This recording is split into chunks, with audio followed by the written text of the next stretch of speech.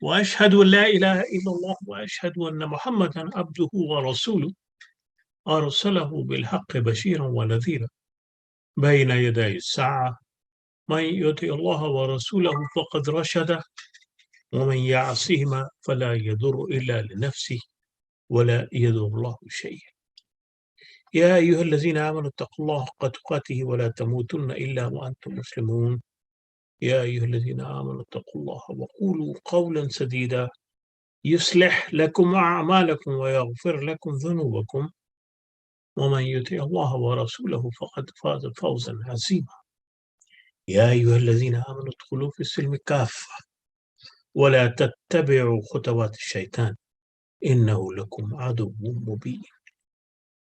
Indeed, it's a blessing of Allah subhanahu wa ta'ala that we are part of the congregational prayer to remind ourselves inna hudallahi huwal huda, that the guidance comes from Allah subhanahu wa ta'ala. We're mindful of the fact that the Creator assures us that whoever follows the divine guidance will have nothing to worry and nothing to fear. وَإِمَّا يَأْتِيَنَّكَ مِنِّي هُدًى وَمَنْ تَبِعَ هُدَايَ فَلَا خَوْفٌ عَلَيْهِمْ وَلَا هُمْ يَحْزَنُونَ. And we are also aware of the fact that the one who introduced us to the Quran and who preserved the words of Allah subhanahu wa ta'ala is none other than Prophet Muhammad Mustafa sallallahu alayhi wasallam, the one who is described in the Quran as Rahmatul lil Alameen, a mercy to the universe. And we also recognize the fact that one day we will leave this world and be raised once again to be held accountable for everything that we have done in this world. And we are also aware of the reality that inna lil muttaqina mafaza, that those who are God conscious would indeed be successful in this life and the life hereafter. One of the most critical and serious issues that humanity, not just Muslims, humanity faces in our times is the issue that emerge from the impact of sexual revolution. Its impact is so devastating and so widespread that no religion, no culture, no society, no segment is free from it. It is not easy to talk about this, especially in our religious settings, because any talk about sexual issues is a taboo within especially the religious circles. But the reality is that this issue is impacting every aspect of our life,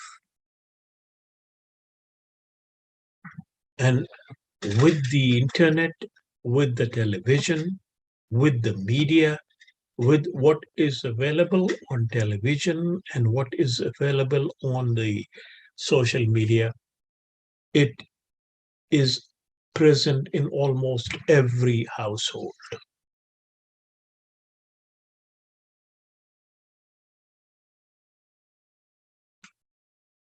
And it has to be addressed.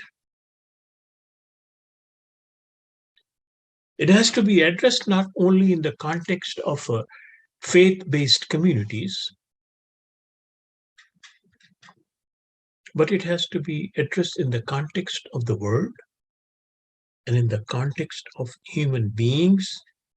And if we do not discuss it and come up with a unified strategy to fight it out and to basically negate the negative impact of this revolution and this widespread prevalence of sexual, which can be called anarchy, we would all be doomed.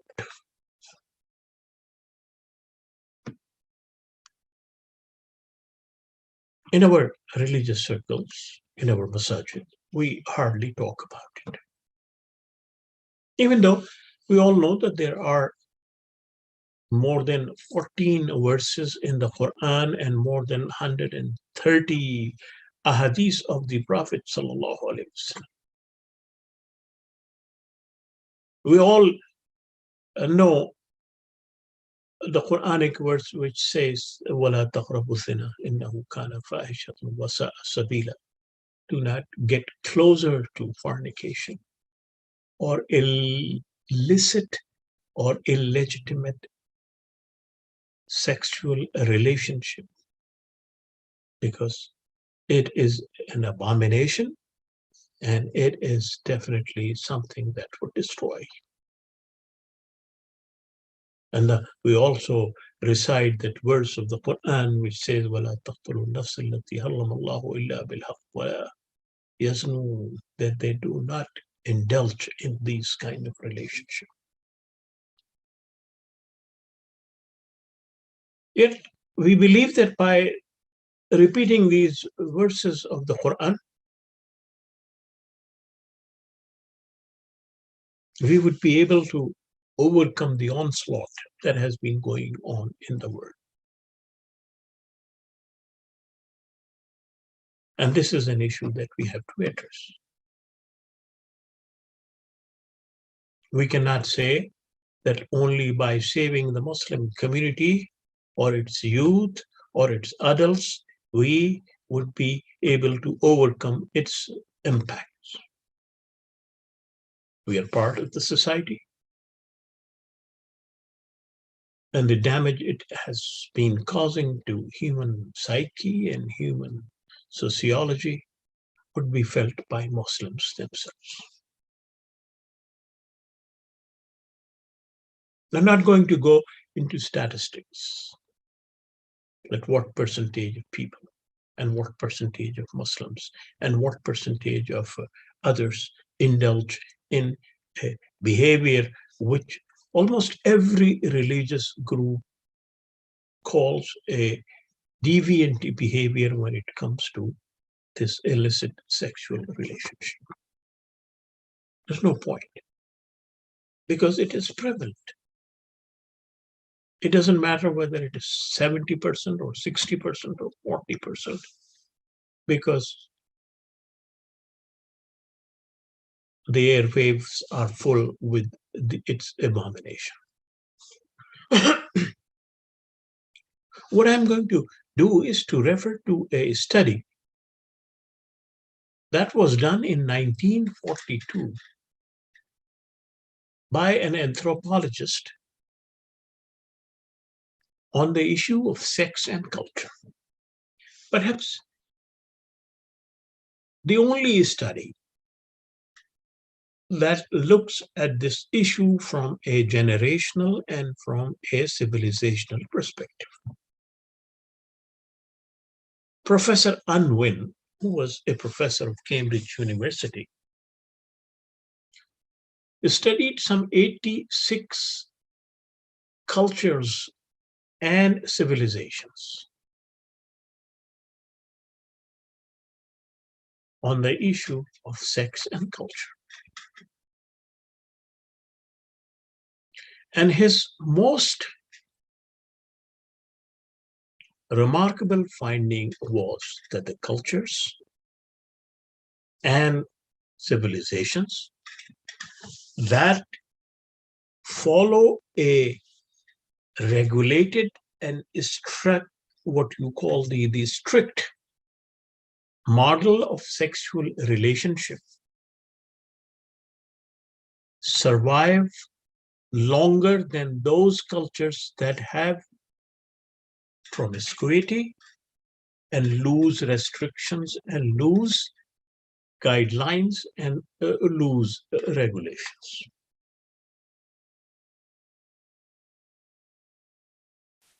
A second conclusion was that those who follow strict regulations and regulate their lives on the basis of certain guidelines not only remain vibrant but also contribute to the social development. That was in 1942. He did that kind of studies. And he identified Islam as one such civilization, even though he did not study Islam fully and Islamic civilization fully, but he identified Islam as one civilization that, because of its strict rules and regulations, was vibrant and contributing to the human society and development.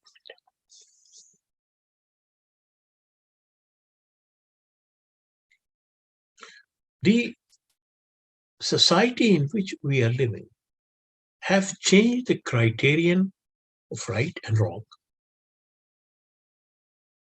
and have basically allowed everything to human consent and human choice. I can do whatever I want to do.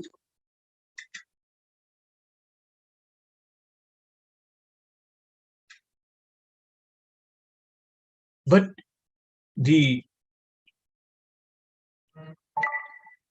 those who believe in the choice and those who believe in the consent do not accept the responsibilities of things that emerged as a result of that consent and that choice.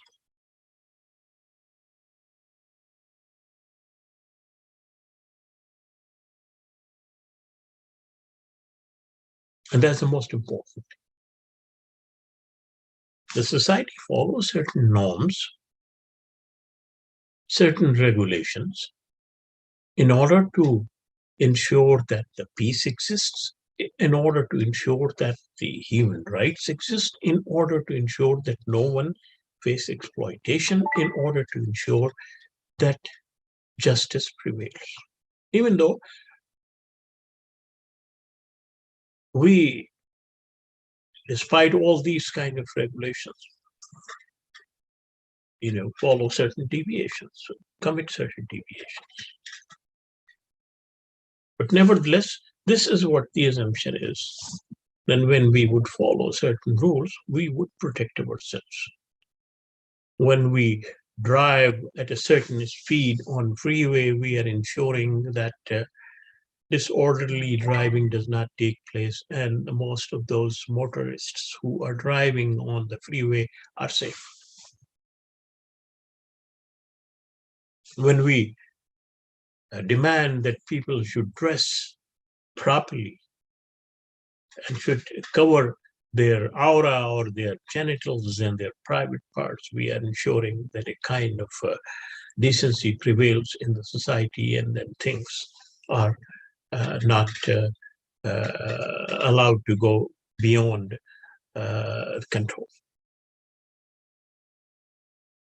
Similarly, we prescribe certain food which we believe are based on nutrition, which we are based on purity.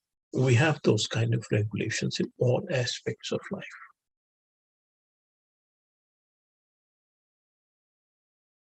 And they are meant to help the society.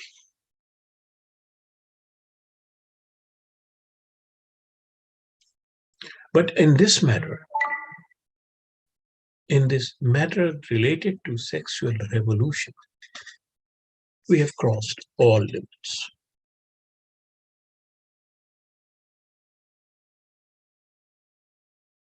And this issue has to be addressed.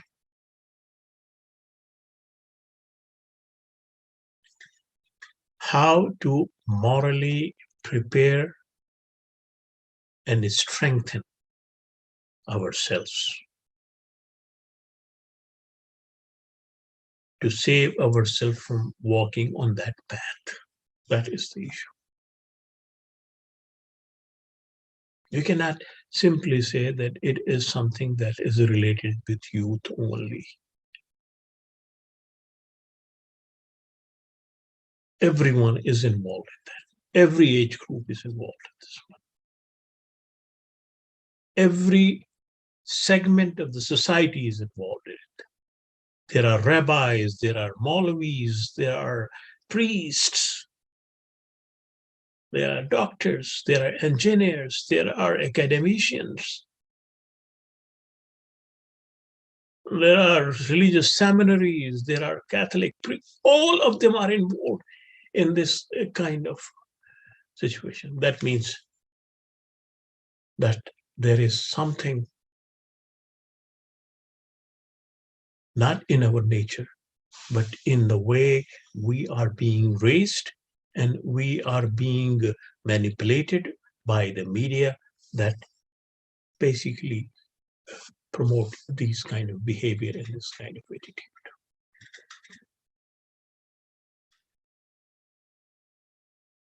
We have been hiding this issue. We have not been discussing it. There's not much that is said about it. And basically, what we have done is to follow that stereotypical image of each other, men and women, children, everything that basically promotes the same kind of mentality and that kind of psyche for this kind of behavior.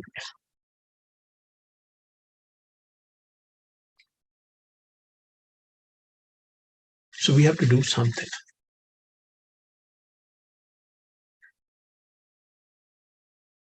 Within the Muslim community and Muslim society, we have to do certain things. Even though the Quran is talking about it, even though the Hadith, the Prophet is talking about it, but yet we do not find any reference to these kind of issues within any Muslim curriculum that is being taught either in Sunday schools or full-time schools. Even though the general schools talk about it in a different manner. Everyone else in the society is talking about it to our youngsters in the schools, but we are not the ones who are talking about it. And unless we come up with a strategy to handle those kind of issues, we would not be able to stop the onslaught that has been going on for several decades in almost every situation in our community. Hundreds of families have been destroyed.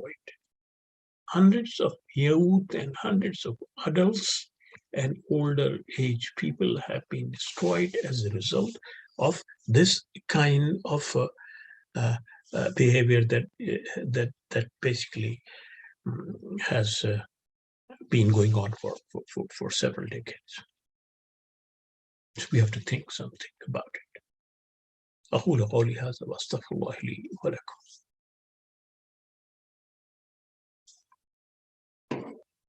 الحمد لله والصلاة والسلام على رسوله الكريم خاتم الأنبياء والمرسلين إن الله وملائكته يصلون على النبي يا أيها الذين آمنوا صلوا عليه وسلموا تسليما اللهم صل على سيدنا مولانا محمد وعلى آل محمد كما صليت على إبراهيم وعلى آل إبراهيم إنك حميد مجيد اللهم بارك على محمد وعلى آل محمد كما باركت على إبراهيم وعلى آل إبراهيم إنك حميد مجيد. So how should we do that? First of all, things have to be done at the family level. Each family will have to focus on its own group its own structure. It has to devise a plan based on the guidelines that the community scholars and those who are psychologists, those who are sociologists, those who are anthropologists, those who basically have studied this kind of sexual behavior should come up with. We've held conferences and discussions on almost every issue in the community. How to make wudu, and then how to have the hijab properly done, and how to basically enter the mosque, and what kind of prayers we should offer. But we have not had that kind of collective discussions on this particular issue that is destroying the very foundation of our community.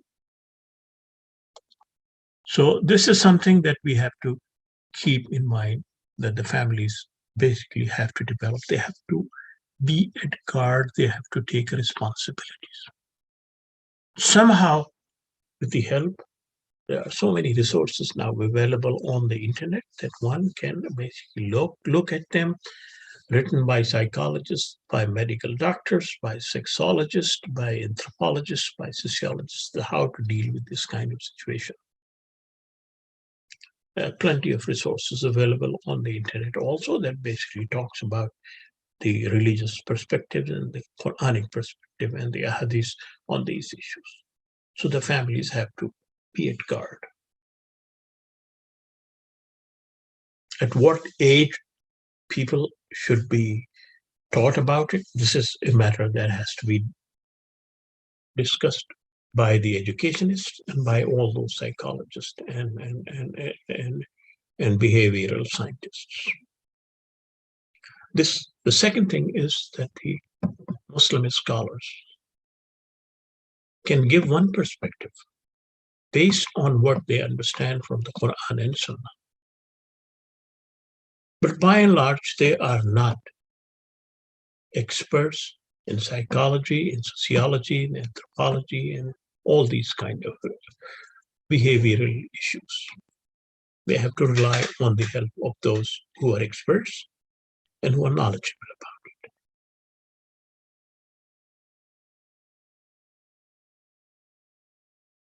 That kind of belief that a religious scholar and religious teacher will provide answers to all the issue is not right. The responsibility of the Prophet was different. The character of the Prophet was different. But the character of the scholarship depends on the scholars, depends on the scholarship that he has. A Hafiz memorizes the Quran. Unless he has expertise in psychology, sociology, and other behavioral sciences, and unless he understands the way human psychology works, he would not be able to provide us an answer to all these issues. So we have to be very clear that there has to be an effort on the part of Muslims. And this is the responsibility of those who are running Muslim institutions and organizations to do this. The third thing, a curriculum needs to be developed. A curriculum in a language that is decent, that is civil, that explains the conditions and situations, that exposes people to these sensitive issues within the framework of the religious guidelines. Idfa billati hi ahsan. Use the best possible manners to ensure that you provide this kind of education in a rightful manner. And this is what our responsibilities are. We cannot neglect that issue. We cannot simply say that it is for others to talk about it. We have to talk about it in our religious circles, in our religious communities, in our khutbahs, in our schools, and in our discourses on faith. Faith is not only about giving and reciting verses of the Quran, but it is also to explain how those verses are relevant and how those verses can be lived in our time in a manner that would be relevant and useful for all of us. So let us pray to Allah subhanahu wa ta'ala that He enables us to lead a life based on the divine guidance and based on moral values, and gives us inspiration to come up with the strategies and with plans to effectively not only help our community, but the rest of humanity to overcome this onslaught that has been going on in the name of sexual revolution for several decades. ربنا ظلمنا أنفسنا وإن لم تغفر لنا وترحمنا لنكونن من الخاسرين. ربنا هب لنا من أزواجنا وذرياتنا قرة أعين واجعلنا للمتقين إماما. عباد الله إن الله يأمر بالعدل والإحسان وإيتاء ذي القربى وينهى عن الفحشاء والمنكر والبغي يعظكم لعلكم تذكرون ولذكر الله تعالى أعلى وأولى وأهم وأتم وأكبر. أقم الصلاة.